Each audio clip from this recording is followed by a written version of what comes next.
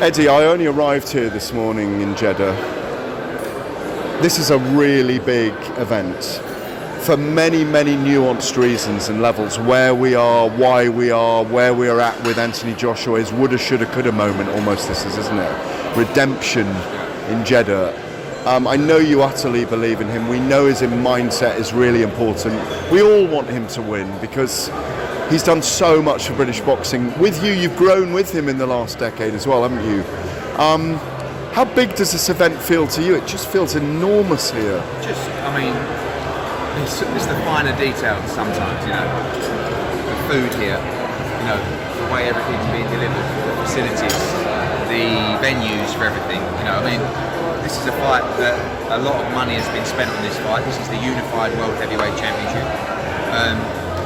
Honestly, this week, I'm kind of removing myself a little bit away from what we're doing here. This is historic too. I just want to win so bad. Yeah. I want to put myself, and I want Anthony to feel like he's the away fighter, the B side, the one who's being treated differently to the A side, the one who has nothing, but has the chance to win everything. Yeah. Because he has to fight with that kind of intensity. And all the stuff that I'm hearing from him in terms of putting pressure on himself, I absolutely must win this fight.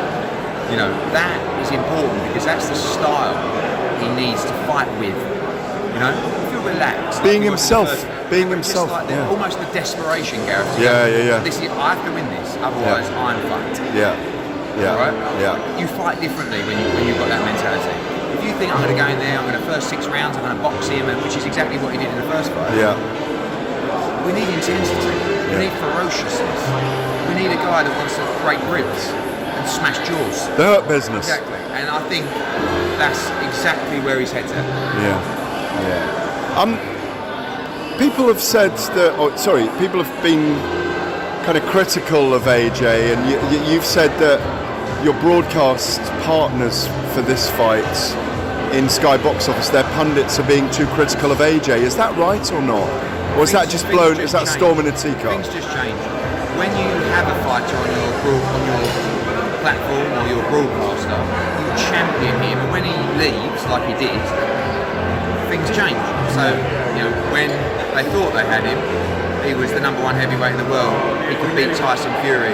He could stop Alexander Usyk. And then obviously when he went to the zone, it was if he loses this, he should retire. Anyone that thinks AJ should retire is a clown. Yeah. And let me tell you the reasons why. Physically, he's in his complete prime of his career. He's never really been in that many physically taxing fights. Okay, Ruiz, I know he went down, but it wasn't like a grueling 12-round war. No, he wasn't beaten up. Klitschko, 2 rounds of hell. Right? Yeah. So, if you love what you do, if you still have a desire for what you do, if you're physically still completely in the form of your life, if you're still improving, which I think he is, why not would you retire when you lose to the pound-for-pound #1? The only reason you should retire is if you actually don't want to do it anymore. And perhaps that might happen. But to sort of... Well, hello as well. There's 5 massive fights for him anyway. Wilder, Dillian White again, Joyce, Dubois, Fury. But you've got to want those fights. Yeah. And he wants those fights. Yeah. I don't understand the narrative, like the pressure of, and sometimes I might say at a press conference, Warrington needs to win tonight, otherwise where does he go from here? AJ's got plenty of places to go win, lose or draw. We ain't looking at win, lose or draw, it's win, win, win. But I just, I just feel that if he was, we're referring to Sky. Yeah.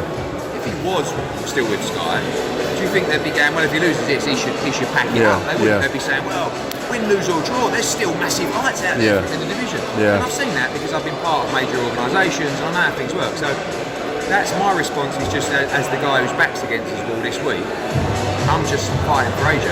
Do you think he is the underdog going into this? Yeah. It's got to be. I mean, he's got to change so many things to win. By the way, the other thing feels that he convincingly got he lost 7-5 or 8-4. 8-4 worst case scenario, really, right? And he boxed the worst fight he could have ever boxed. Yeah. So he should actually draw strength from that.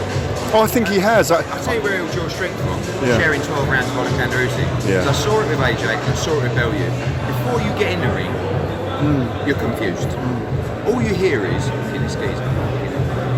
southpaw, oh his feet, oh he stays in the middle of the ring, but he just, oh his engine, oh, and it's like you get in there and you're thinking, I'm fighting Usyk. And Davies said after 6 rounds when he was winning, I might just completely drained, like, concentrating so hard. Yeah. AJ's experienced it now. You know what he's like. If he absorbs the information, digests it, and processes it, he can deal with it. If he doesn't, if he second guesses himself, if he's not quite sure, he won't fight in the right manner. And that's what happened in the first fight. I agree. He didn't believe in the game plan. He second guessed himself.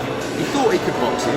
But now he's like, I know what to do, and when he gets pinged by the right hand down the middle for putting his foot inside Usyk's fight, he'll go, oh, wait, remember that from the first fight. Not wait till the 11th round and then go, oh, actually, so... You can see from Usyk's torso that he was expecting a firefight as well. I think. He's going to get hit very hard. Yeah, I agree. Fucking very hard. And he's probably going to try and time listen, Joshua. He might, with the size that I think he's put on, he might choose to walk Joshua down. Yeah. Stand in the middle of the ring. Yeah. He don't want to get backed up. No. Look at him in the Chisora fight. Yeah. He hated it. He went round and round, didn't like he? Yeah. He don't want to be there. He would rather stand in the middle and say, I'll tell you what I'll do. I'll fight you on the inside and I'll try and back you up. And that might be a reason for the weight. Maybe not. But when Tyson Fury publicly decided to fight aggressively against Deontay Wilder in the second fight and push him back and beat him up, I thought it was the worst strategy in the world. Ended up being genius. Maybe they look at fights like that and say, rather than getting backed up and and have to sustain an assault, let's get on the front foot, let's confuse him, let's push him back, let's make him fight, let's drain him. Very interesting. Do you think Anthony wins? We will get Tyson Fury back, I'm sure, if Anthony wins. Is that fight in the UK or will it come here? Because there is, one of the reasons you've come here is the enormous site fee and the what's being laid out here, as you said. So, do you think we're going to keep coming back here to the Middle East for these very, very big fights?